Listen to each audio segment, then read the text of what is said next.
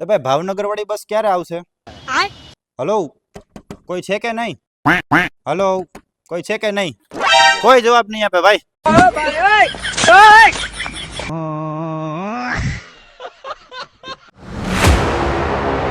એનું reality check BS9 TV news કરવાનું છે. અહીં દારૂની બોટલો જોવા મળી રહી છે. તમે જોઈ શકો છો કે દારૂ પીધેલી બોટલો અહીં પડી છે.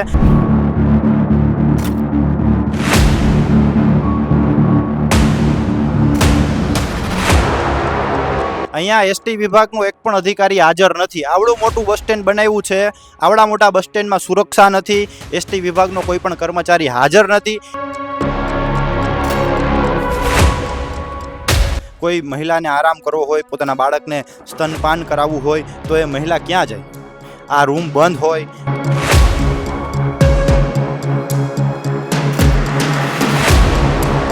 દિલથી વિનંતી છે, હાથ જોડીને વિનંતી છે કે ભાઈ કે બેન, પ્લીઝ આ એક કામ કરી દો ને અમારું. ધોમ તડકામાં જો અહીંના પંખા બંધ હોય ને તો અહીંના તંત્રએ વિચારવું પડશે કે તમે કઈ દિશામાં જઈ રહ્યા છો. એવું દ્રશ્ય બતાવું કે જેમાં જે માણસ પગ મૂકે ને એનો પગ ભાંગી જ જાય. આવડી મોટી કુંડી છે ને એનું ઢાંકણું નથી.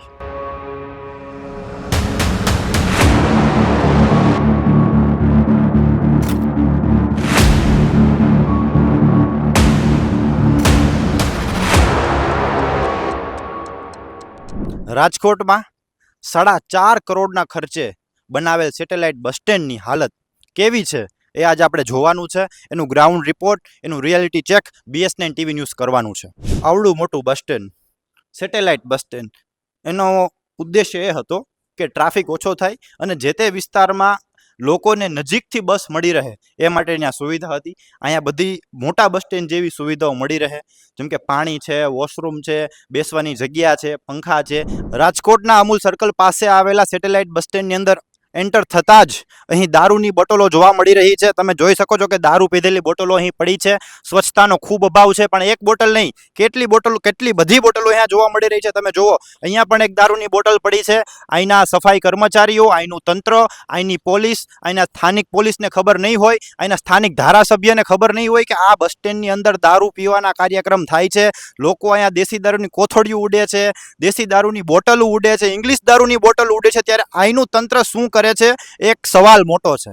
અહીંયા કોઈ પણ અણબનાવ બનશે તો એનું જવાબદાર કોણ? અહીંયા દારૂ પીને ખેલ થશે. રાત્રે બસો આવતી હોય છે, મહિલાઓ, બાળકો, વૃદ્ધો બધા બસમાં મુસાફરી કરતા હોય છે, અને ત્યારે કોઈ દારૂ પીને દારૂડિયો ખેલ કરે, કોઈની છેડતી કરે તો એનો જવાબદાર કોણ બનશે? એ ભાઈ ભાવનગર વાળી બસ ક્યારે આવશે? હલો, કોઈ છે કે નહીં? હલો, કોઈ છે કે નહીં? કોઈ જવાબ નહીં આપે ભાઈ, કારણ કે પૂછપરછ બારીમાં કોઈ બેઠું જ નથી. અહીંયા એસટી વિભાગનો એક પણ અધિકારી હાજર નથી. આવડું મોટું બસ સ્ટેન્ડ બનાવ્યું છે. આવડા મોટા બસ સ્ટેન્ડમાં સુરક્ષા નથી. એસટી વિભાગનો કોઈ પણ કર્મચારી હાજર નથી. એટલી પૂછપરછ બારીમાં એક માણસ તો હોવો જોઈએ ને. એક માણસ પૂછપરછ બારીમાં નથી. કોઈને પૂછવું હોય કે ભાઈ આ બસ ક્યારે આવશે, કેટલા વાગે આવશે, તો એ માણસ શું કરે? તમે જ જવાબ આપો કે આ લોકો આવડું મોટું 4.5 કરોડનું બસ સ્ટેન્ડ બનાવે અને જે તે વિસ્તારના ધારાસભ્યો એટલી ખબર નથી કે ભાઈ એક માણસ પૂછપરછ બારીમાં મૂકવો જોઈએ, જેથી આમ જનતાને ખબર પડે કે બસ ક્યારે આવવાની છે, ક્યારે જવાની છે, તો એ લોકોને રાહ જોવાની ખબર પડે. રાજકોટમાં અમૂલ સર્કલ ખાતે 4.5 કરોડના ખર્ચે બનાવેલા બસ સ્ટેન્ડની હાલત અતિ જ કફોડી છે. ત્યાં એક પણ સુવિધા ઉપલબ્ધ નથી. અહીંયાનું મહિલા આરામ ગૃહ પણ બંધ છે.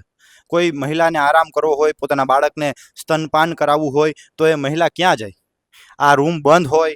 આવા 4.5 કરોડના ખર્ચે બનાવેલું છે. 3 વર્ષથી બસ સ્ટેન્ડ બની ગયેલું છે, છતાં પણ સુવિધા ચાલુ નથી કરાઈ. કોના વાકે?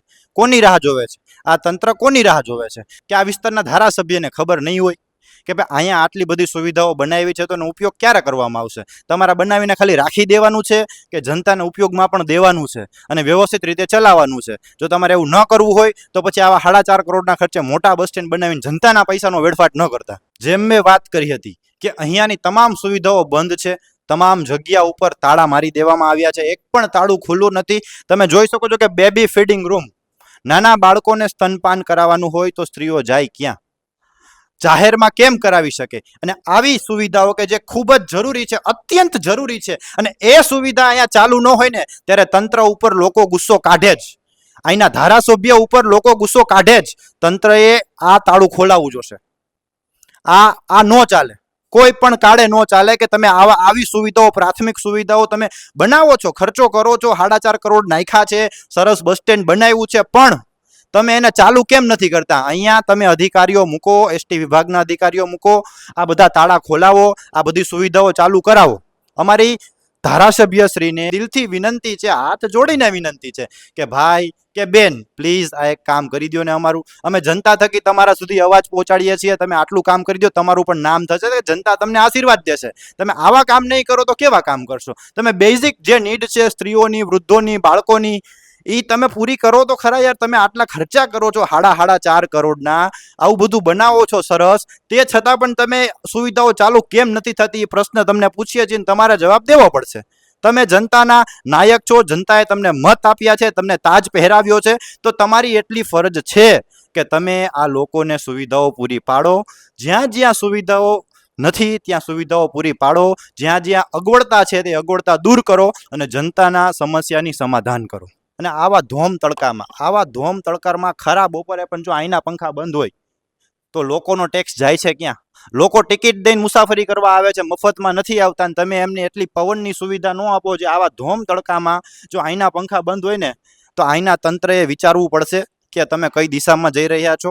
નહીતર મારે પણ કહેવું પડશે કે વિકાસ ગાંડો થઈ ગયો છે અને અહીંયા એક પણ પંખો ચાલુ નથી. તો એ વિભાગે વિચારવું જોઈએ કે આ ક્યારે થશે. આ ત્વરિત બધું ચાલુ થવું જોઈએ. અમારી તમને નમ્ર અપીલ છે, અહીંના ધારાસભ્યશ્રીને હાથ જોડીને વિનંતી છે કે તમે લોકોને પ્રાથમિક સુવિધાઓ તો પૂરી પાડો.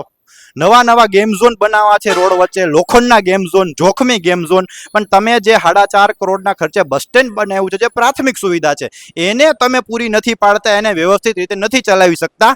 હવે ચલાવવા માંડજો. રાજકોટના અમૂલ સર્કલ પાસે આવેલા સેટેલાઇટ બસ સ્ટેન્ડમાં કેટલી ભવ્ય સુવિધાઓ છે, કેટલી તમને મસ્ત સુવિધાઓ મળશે, એ તો તમે જોયું. હવે તમને એક એવું દ્રશ્ય બતાવું કે જેમાં જે માણસ પગ મૂકે ને એનો પગ ભાંગી જ જાય. આવડી મોટી કુંડી છે ને એનું ઢાંકણું નથી. તમે વિચાર કરો, આવી તો કેટલી કુંડીઓ આખા બસ સ્ટેન્ડ પરિસરમાં છે. કોઈ વ્યક્તિ રાતના આવ્યો ને એને ન દેખાણી કે અંદર ગાડી પાર્ક કરવા ગયો ને ખાડામાં એનું બાઇક ગયું તો એ માણસને તો તકલીફ પડી જાય ને ભાઈ. તમે વિચાર તો કરો યાર કે આવી સુવિધાઓ 4.5 કરોડ ખર્ચામાં 4.5 કરોડ વાપરા, તો એને વાપરા ક્યાં? અને વાપરા તો આવી કુંડીઓ નાખી. તમે દશા જોવો, તમે આ બસ સ્ટેન્ડની આમાં માણાનો પગ ફસાઈ જાય ને, પગ ભાંગી જાય, ગાડી પડી જાય. આવા દ્રશ્યો જોતા રાજકોટનું આ ભવ્ય બસ સ્ટેન્ડ જોઈને તમને કેવું લાગ્યું કે અમૂલ સર્કલ પાસે ભાવનગર રોડ ઉપર આવેલું આ બસ સ્ટેન્ડ એ રાજકોટની જનતાને કેવું લાગ્યું? કોમેન્ટમાં ચોક્કસથી જણાવજો, કારણ કે તંત્રએ જાગવું પડશે અને તમારે પણ જાગવું પડશે ને. પ્રજાએ જાગીને સત્તાધીશોને, પદાધિકારીઓને, અધિકારીઓને, મનપાને, ધારાસભ્યોને ને બધાને પ્રશ્ન પૂછવા પડશે. ત્યાં સુધી આપ જોતા રહો BS9 TV ન્યૂઝ, સત્યની સાથે સત્યની ખોજ.